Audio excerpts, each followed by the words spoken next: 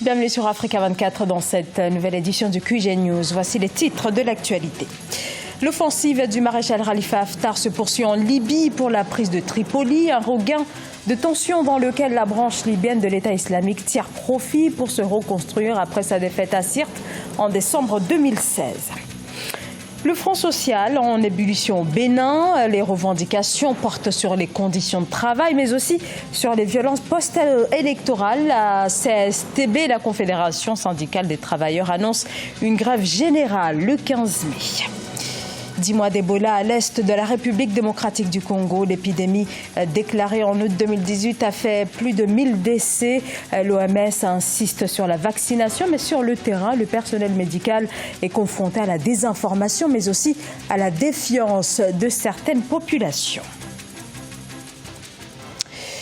Un autre vendredi et une nouvelle manifestation dans les rues d'Alger. Ce vendredi 10 mai, les protestataires maintiennent la pression malgré le début du ramadan et une température avoisinant les 30 degrés. Ils étaient des milliers d'Algériens à s'être retrouvés pour protester contre Abdelkader Ben Salah, chargé de la transition. Mobilisation pour la 12e semaine consécutive. Plusieurs rues autour de la Grande Poste sont noires de monde et la foule continue de converger vers ce bâtiment emblématique du centre de la capitale. Cette nouvelle manifestation intervient des semaines après l'annonce d'une élection présidentielle fixée au 4 juillet. Les manifestants craignent que ce scrutin ne serve qu'à confronter le pouvoir intérimaire dont ils réclament donc le départ.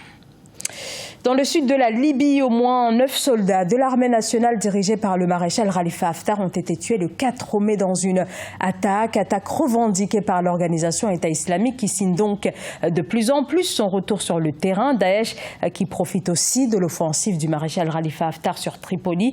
La branche libyenne de l'organisation terroriste en pleine reconstruction, c'est un sujet de Vina Nodin. Les forces de l'État islamique se développent rapidement dans le sud de la Libye, alors que les forces les plus puissantes du pays s'affairent dans la capitale du pays, Tripoli. Le chercheur Mustafa Amin met en garde contre le danger que représente le groupe extrémiste en Libye. L'État islamique a établi un fief à Al-Foukaa et semble mettre en place de nouvelles stratégies. L'État islamique s'est rendu compte que rester trop longtemps au même endroit les rendait plus faciles à cibler pour la coalition mondiale qui les combat.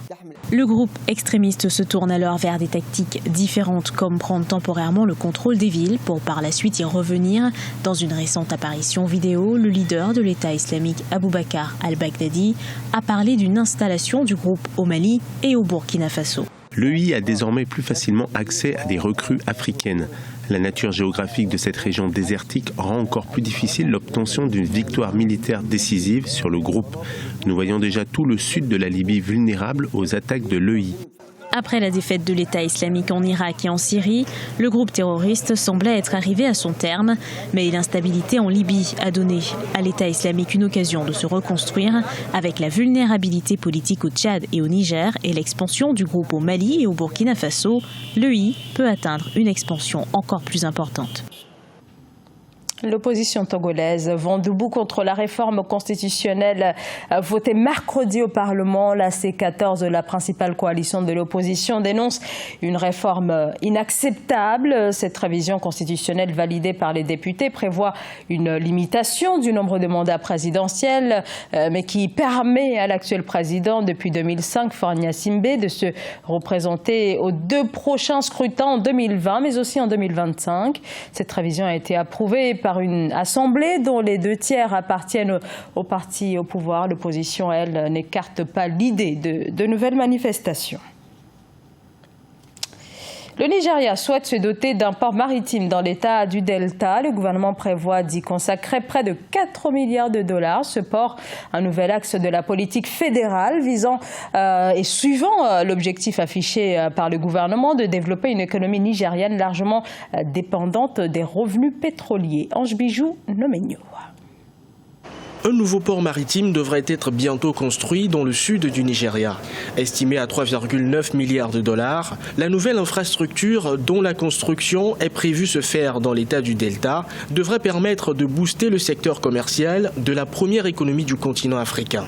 En février 2018, la construction d'un autre port maritime avait été lancée par l'État nigérian au sud-est de la capitale Lagos. Ces infrastructures maritimes permettent non seulement de drainer les grands navires qui vont faire de ces ports des ports de transit vers ces pays enclavés, mais aussi ces marchandises seront débarquées au Nigeria pour pouvoir les acheminer après vers celui du Togo, du Ghana ou du Bénin. Les ports de Lagos représentent 60% des importations maritimes du pays et génèrent près de 70% de ses revenus douaniers. Le Nigeria n'a pas encore ratifié l'accord sur la zone de libre-échange continentale africaine dans l'attente des résultats de vastes consultations avec les capitaines d'industrie et d'autres pays. Le Nigeria n'a pas le choix que de ratifier cette convention de libre-échange. Il a tout intérêt parce qu'il a tout à gagner dans cette convention. Pour la bonne et simple raison que les pays qui vont échanger avec le Nigeria sont des pays qui sont pauvres par rapport au Nigeria. Donc le Nigeria pourra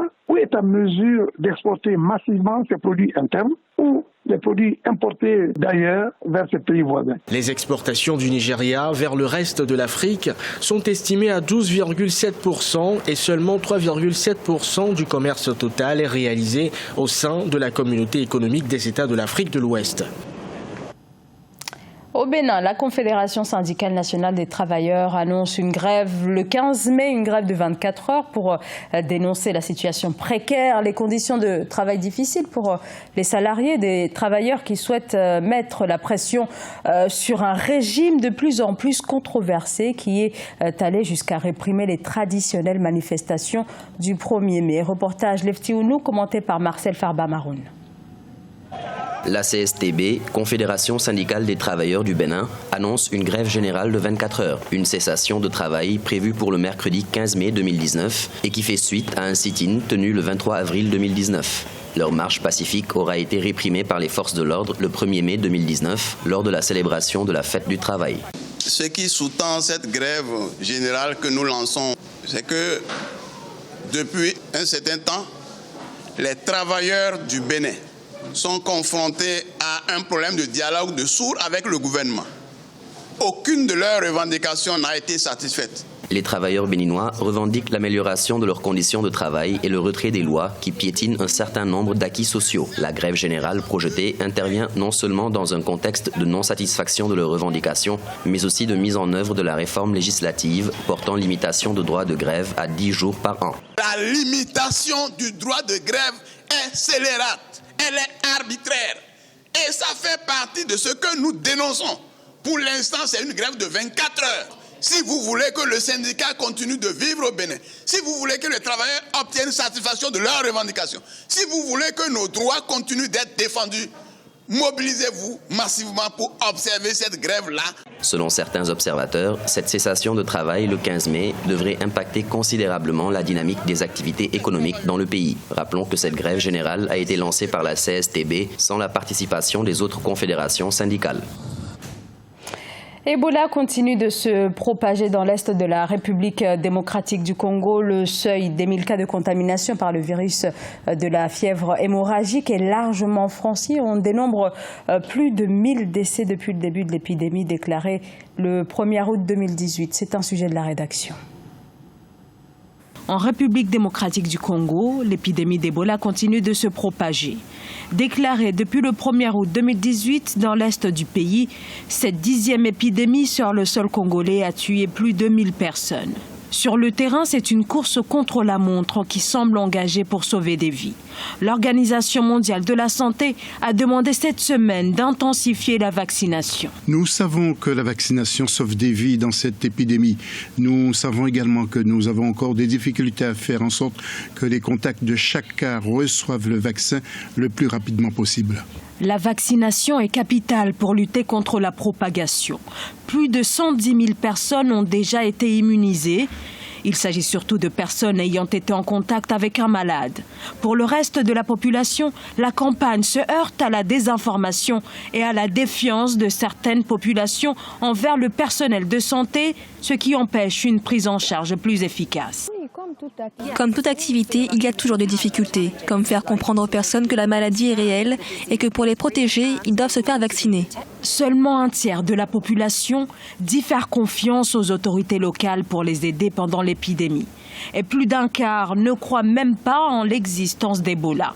Épidémie qui est survenue dans le Nord Kivu, zone de grande insécurité et où les autorités doivent dès lors faire face à un double défi, répondre à la crise sanitaire tout en tenant compte de la situation sécuritaire dans cette partie du pays. Ce journal a été réalisé par l'ensemble de la rédaction. Merci de votre fidélité. Dans un instant, une nouvelle édition de l'actualité sur Africa 24.